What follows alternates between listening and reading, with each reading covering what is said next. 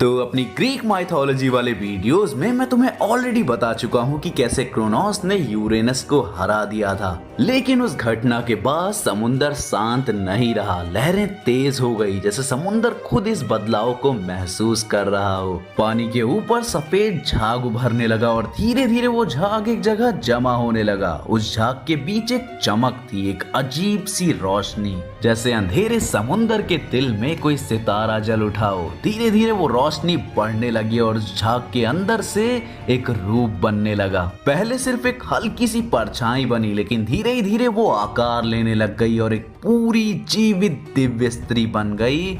वो थी एफ्रोडाइट। तो हेलो वेबटास्टिक फैंस, मेरा नाम है सत्यम मिश्रा और तुम चाहो तो मुझे प्यार से मिस्टर वेब भी बुला सकते हो। तो आज बात करते हैं एफ्रोडाइट के बारे में।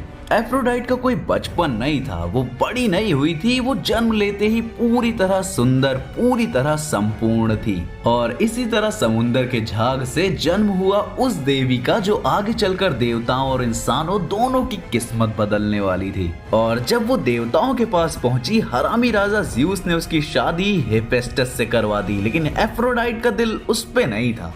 लेकिन एफ्रोडाइट को पसंद था युद्ध का देवता एरिस। दोनों चुपके चुपके रंगरलियां भी मनाते थे और किसी को इस बारे में पता भी नहीं था। पर एक दिन सूर्य देवता हीलियोस ने सब कुछ देख लिया, क्योंकि वो हर जगह रोशनी देते हैं और इसी वजह से कोई भी राज उनसे छुप नहीं सकता था। अब हीलियोस ने लुगाइयों वाली हरकत करी और ये बात जाके तुरंत हेफेस्टस को बता दी कि तेरी बीवी चुपके चुपके कहीं और मुंह काला करवा रही है। हेफेस्टस को गुस्सा तो बहुत आया, लेकिन ये चिल्लाया नहीं, ये चुप रहा और वही उसकी सबसे बड़ी ताकत थी। उसने बदला लेने का फैसला किया, लेकिन दिमाग से।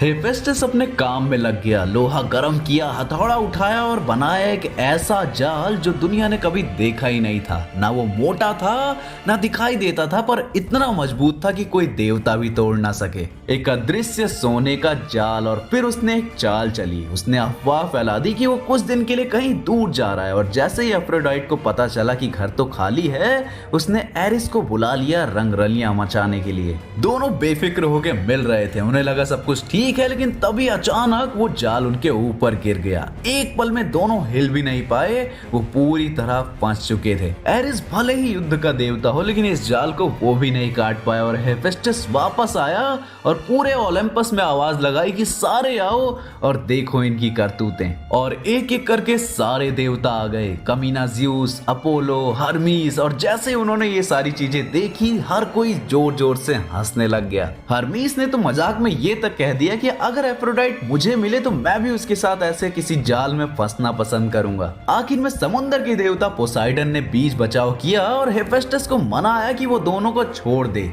हेफेस्टस ने जाल हटा दिया और एरिस शर्म से भाग गया और एफ्रोडाइट चुपचाप अपनी जगह लौट गई। पर इस एक पल ने सब कुछ बदल दिया। अब ग्रीक माइथोलॉजी में पूरी दुनिया को पता चल गया था कि एफ्रोडाइट को एरिस पसंद है। इसके बाद आती है एफ्रोडाइट की लाइफ की सबसे फेमस कहानी, गोल्डन एप्पल। सोचो, एक शादी चल रही है, सबको बुलाया गया है, बस एक को नहीं बुलाया गया, एरिस, झगड़ा कराने वाली देवी। अब यहाँ पे कंफ्यूज मत होना, एरिस और एरिस में फर्क है। एक युद्ध का देवता है और एक झगड़े की देवी। अब ऑब्वियसली एरिस यानी झगड़े की देवी को इसलिए नहीं बुलाया गया था ताकि शादी में कोई हंगामा ना हो, लेकिन वो चुपके से आ जाती है, हाथ में एक चमकता हुआ सोने का सेब लेके। वो शादी में उस सेब को फेंक देती है और उस पर लिखा होता है सबसे सुंदर के लिए। और यहीं से हंगामा शुरू हो जाता है। तीन सबसे पावरफुल गॉडेस एक दूसरे के सामने खड़ी हो जाती हैं। हेरा, ताकत की रानी, एथीना, बुद्धि और युद्ध की देवी,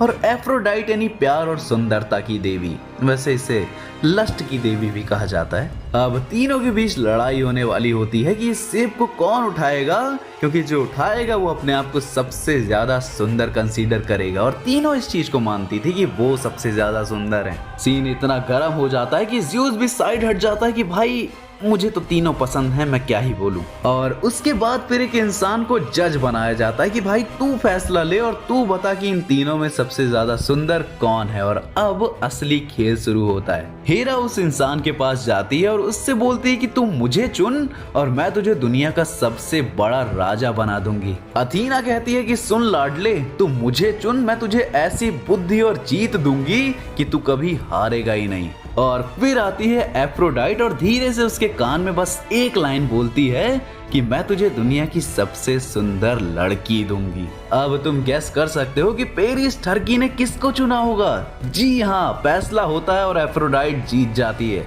तुम देख रहे हो, एक तरफ इसे पूरी दुनिया मिल सकती थी, एक तरफ ये पूरी दुनिया का सबसे ज्यादा स्मार्ट बंदा बन सकता था, लेकिन इस चूतिए को लड़की चाहिए थी। वैसे इसकी जगह मैं भी होता तो सुंदर लड़की ही मांगता। पर कहानी अभी शुरू हुई थी। पूरी दुनिया की सबसे खूबसूरत लड़की थी हेलेन, लेकिन एक ट्विस्ट था कि वो पहले से शादीशुदा थी। एफ्रोडाइट अपना वादा निभाती है, पेरिस हेलेन से मिलता है और उसे ले जाता है ट्रॉय। अब यहाँ पे कोई लव स्टोरी स्टार्ट नहीं होती, बल्कि एक युद्ध जन्म लेता है। हेलेन का पति मेनेलाउस गुस्से में आ जाता है। अब जाहिर सी बात है, दुनिया की सबसे खूबसूरत बीवी को कोई उठा ले जाए तो गुस्सा तो आएगा ही। वो सारे राजाओं को एकजुट करता है, सेना तैयार करवाता है और उसके बाद शुरू होता है ट्रोजन युद्ध। 10 साल तक चलने वाला खूनी संघर्ष। हजारों लोग मरते हैं, हजारों लोग जलते हैं, लेकिन ये सब शुरू किस वजह से हुआ? एक छोटे से सेब की वजह से। पर एफ्रोडाइट के कांड यहीं खत्म नहीं होते। कहानी शुरू होती है एक अजीब से जन्म से।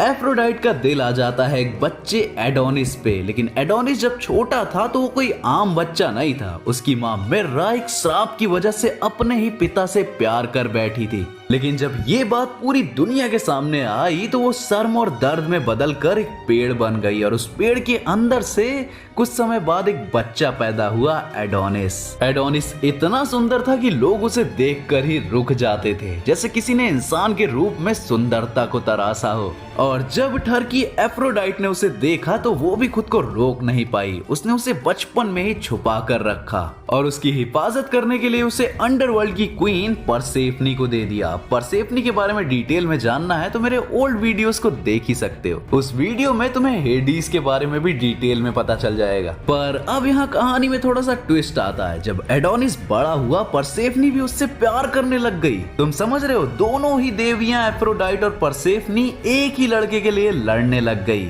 और फैसला वापस से हरामी ज़्यूस के पास पहुंच गया। उसने कहा कि एडोनिस अपना समय 3 हिस्सों में बांटेगा। वो एक हिस्सा परसेफनी के साथ रहेगा, एक एफ्रोडाइट के साथ रहेगा और एक हिस्सा वो अपनी मर्जी से किसी के भी साथ रह सकता है। लेकिन जब चुनने का वक्त आया, एडोनिस ने अपना ज्यादा समय एफ्रोडाइट के साथ बिताने के लिए चुना। उसके 2 बड़े बड़े रीजन भी थे।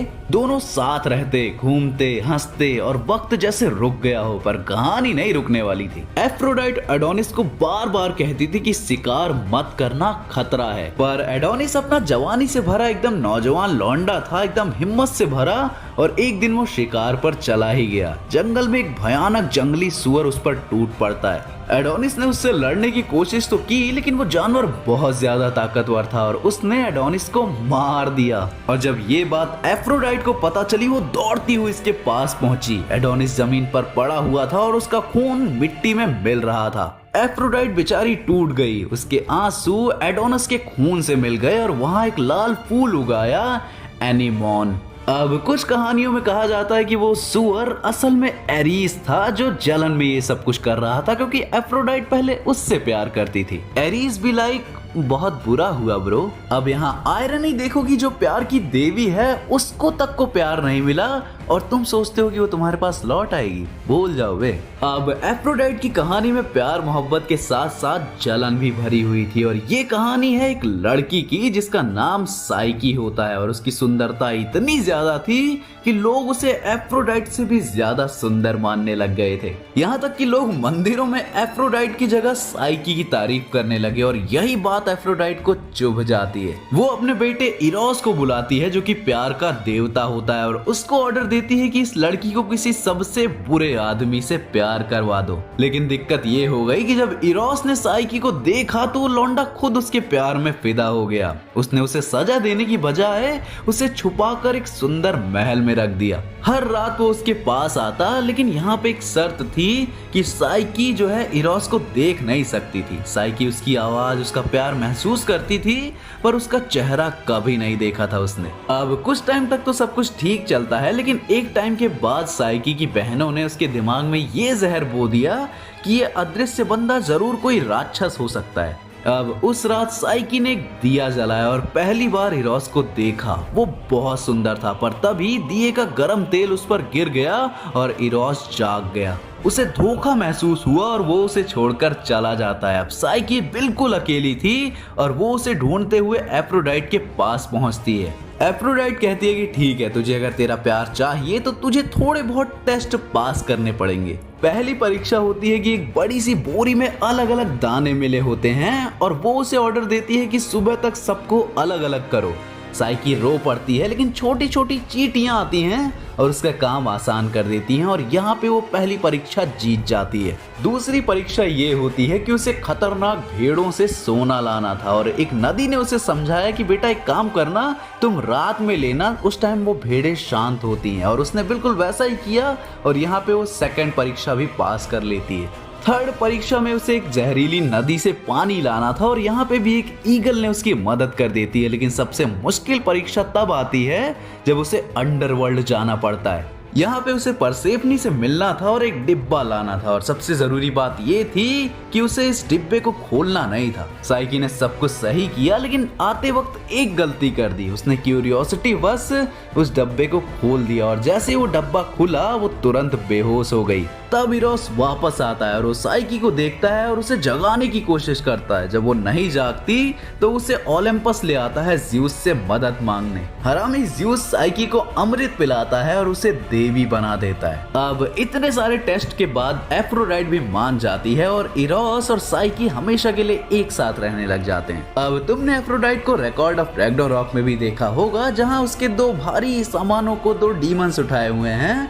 लेकिन यहाँ पे ये कोई डेंजरस कहानी वाली देवी नहीं है, बल्कि बस एक ऑडियंस है जो इंसानों और गॉड का युद्ध देख रही होती है। ये हमेशा दूसरे गॉड्स के बीच बैठी होती है, कभी बोर कभी थोड़ी एक्साइटेड, जैसे वो एक स्पेक्टेटर नहीं है बल्कि वीआईपी ऑडियंस हो। माइथोलॉजी में एफ्रोडाइट कहानियों को शुरू करती है, युद्ध करवाती है, प्यार में लोगों को गिरा देती है, लेकिन यहाँ बस वो ये सारी चीजें देखकर एंजॉय कर रही है। तो ये थी प्यार और लस्ट की देवी एफ्रोडाइट। इसके बारे में अगर मैंने कुछ मिस कर दिया हो तो कमेंट में जरूर बताना। बाकी मैं मिलता हूँ किसी और वीडियो के साथ, तब तक के लिए बी वेबटास्टिक, बी फैंटास्टिक।